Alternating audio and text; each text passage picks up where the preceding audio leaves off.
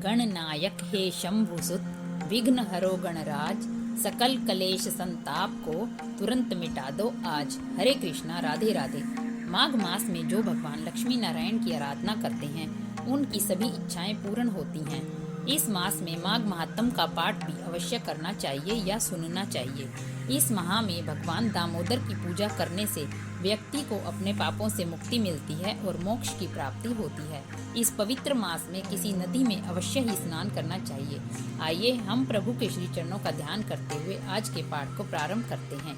आज हम 18वें अध्याय का श्रवण करेंगे। 18वां अध्याय। श्री वशिष्ठ ऋषि कहने लगे, हे राजन, मैंने दत्तात्रेय जी द्वारा कहा माघ मास माहात्म्य कहा, अब माघ के स्नान का फल सुनो। हे परम तप, माघ मास स्नान सब यज्ञों, व्रतों का और तपों का फल देने वाला है।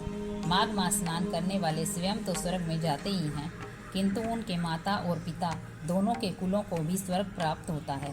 माघ मास में स्नान करने वाले दुराचारी और कुकर्मी मनुष्य भी पापों से मुक्त हो जाते हैं और इस मास में हरि का पूजन करने वाले पाप समुदाय से छूटकर भगवान के शरीर वाले हो जाते हैं।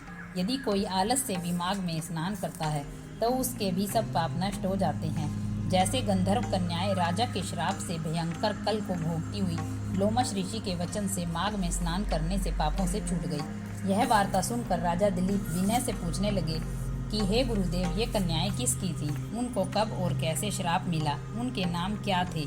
ऋषि के वाक्य से कैसे श्राप मुक्त हुई और उन्होंने कहाँ पर स्नान किया? आप विस्तार पूर्वक सब कथा कहिए। वशिष्ठ जी कहने लगे कि हे राजा, जैसे अरणि से स्वयं अग्नि उत्पन्न होती है, वैसे ही यह कथा धर्म और संतान उत्पन्न करती है। हे राजन, सुख संगीत नामक गंधर्व की कन्या का नाम विमोहिनी था। सुशीला तथा स्वर वेदी की सुंबरा, चंद्रकांता की सुतारा तथा सुप्रभा की कन्या चंद्रिका, ये 5 सब समान आयु वाली तथा चंद्रमा की जैसी कांति वाली और सुंदर थी। जैसे रात्रि को चंद्रमा शोभायमान होता है, वैसे ही पुष्प की कलियों के समान खिली हुई ये अप्सराएं थी। ऊंचे पयोधर वाली पद्मिनी, वैशाख मास की कामिनी, यौवन दिखाती हुई नवीन पत्तों वाली लता के सदृश गोरे रंग, सोने के सदृश चमकती हुई और सोने के अलंकारों से सुशोभित सुंदर वस्त्र धारण करे हुए, अनेक प्रकार के गाने और वीणा तथा बांसुरी तथा दूसरे बाजे बजाने में प्रवीण और ताल स्वर तथा नृत्य कला में निपुण थी। इस प्रकार वे कन्याएं क्रीड़ा करती हुई कुबेर के स्थान में विचरती थी। एक समय कौतुकवश माघ मास में एक वन से दूसरे वन में विचरती हुई मंदिर के पुष्प तोड़कर सरोवर पर गौरी पूजा के लिए गई। स्वच्छ जल के सरोवर पर स्नान करके वस्त्र धारण कर मौन हो बालू मिट्टी की गोरी बनाकर चंदन, कपूर, कुमकुम और सुंदर कमलों से उपचार सहित पूजन करके ये 5 कन्याएं ताल नृत्य करने लगी। फिर ऊंचे गांधार स्वर में सुंदर गीत गाने लगी। जब ये कन्याएं गाने और नाचने में लीन थी तो उस अच्छोद नामक उत्तम तीर्थ में वेद निधि नाम के मुनि के पुत्र अग्निप ऋषि स्नान को गए। वह युवा ऋषि सुंदर मुख, कमल सदृश नैन, विशाल छाती, सुंदर भुजाओं वाला दूसरे कामदेव के समान था। शिखा सहित दंड लिए मृग चर्म ओढ़े यज्ञोपवीत धारण किए हुए था। उसको देखकर 5 कन्याएं मुग्ध हो गई और उसका रूप यौवन देखकर कामदेव से पीड़ित हो देखो देखो ऐसा कहती हुई उस ब्राह्मण के चित्त में कामदेव का कर उत्पन्न करने लगी और आपस में विचार करने लगी कि यह कौन है। रति रहित होने से यह कामदेव नहीं है, एक होने से अश्विनी कुमार नहीं, यह कोई गंधर्व या किन्नर या काम रूप धारण कर कोई सिद्ध या किसी ऋषि का श्रेष्ठ पुत्र या मनुष्य है। कोई भी हो, ब्रह्मा जी ने इसको हमारे लिए ही बनाया है। जैसे पूर्व कर्म के प्रभाव से संपत्ति प्राप्त होती है, वैसे ही गौरी जी ने हम कुमारियों के लिए श्रेष्ठ वर दिया है। और आपस में यह तुम्हारा वर है या मेरा अथवा हम सबका, ऐसा कहने लगी। जिस समय उस ऋषि पुत्र ने अपनी मध्याह्न की क्रिया करके ऐसे वचन सुने तो वह सोचने लगा कि यह तो बड़ी समस्या उत्पन्न हो गई। ब्रह्मा, विष्णु, महेश आदि देवता तथा बड़े योगीश्वर भी स्त्रियों के ब्रह्म जाल में मोहित हो गए हैं। इनके तीक्ष्ण बाणों से किसका मन रूपी हिरण घायल नहीं हो सकता। जब तक नीति और बुद्धि रहती है तब तक पाप से भय रहता है। जब तक तप की गंभीरता रहती है, यम विधि का पालन होता है, तब तक मनुष्य स्त्रियों के काम रूपी बाणों से बींधा नहीं जाता।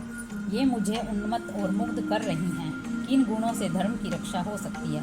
स्त्रियों के मांस, रक्त, मल मूत्र से बने घृणित और अशुद्ध शरीर में कामी लोग भी सुंदरता की कल्पना करके रमण कर सकते हैं। शुद्ध बुद्धि वाले महात्माओं ने स्त्रियों के पास रहना कष्टकारक कहा है। सो जब तक ये पास आवे अपने घर चले चलना चाहिए। अतः जब तक वह उनके पास आई वह योग बल से अंतर्ध्यान हो गई। ऋषि पुत्र के ऐसे अद्भुत कर्म को देखकर वह चकित होकर डरी हुई चारों तरफ देखने लगी और आपस में कहने लगी, यह क्या इंद्रजाल था जो देखते देखते विलीन हो गया। और वह विरह की अग्नि में जलने लगी और कहने लगी कि हे कांत, तुम हमको छोड़कर कहाँ चले गए? क्या तुमको ब्रह्मा ने हमको विरह रूपी अग्नि में जलाने के लिए ही बनाया था? क्या तुम्हारा चित्त दया रहित है जो हमारा चित्त दुखा कर चले गए? क्या तुमको हमारा विश्वास नहीं? क्या तुम कोई मायावी हो? बिना किसी अपराध के हम लोगों पर क्यों क्रोध करते हो? हे हृदयेश्वर, तुम्हारे बिना हम नहीं जीवेंगी। जहाँ पर आप गए हो हमें शीघ्र ले चलो, हमारा संताप हरो और हमको दर्शन दो। दया करो, सज्जन लोग किसी का नाश नहीं देखते। माघ मास में सकाम भाव से, स्वार्थ से या आलस्य से भी यदि सूर्योदय से पूर्व स्नान करते हैं तब हमें मनोवांछित फल प्राप्त होता है। हमारी सभी इच्छाएं पूरी होती हैं। लेकिन यदि कोई स्वार्थ ना हो और केवल भगवान की प्रीति के लिए, भगवान की प्राप्ति के लिए, भगवान के प्रेम और प्रसन्नता के लिए व्रत, स्नान इत्यादि किया जाए और सत्संग किया जाए तो कहना ही क्या, निष्काम मोक्ष पद की प्राप्ति हो जाती है। अतः स्वार्थ से या निस्वार्थ भाव से इस माह में कुछ न कुछ नाम जप अवश्य ही करना चाहिए।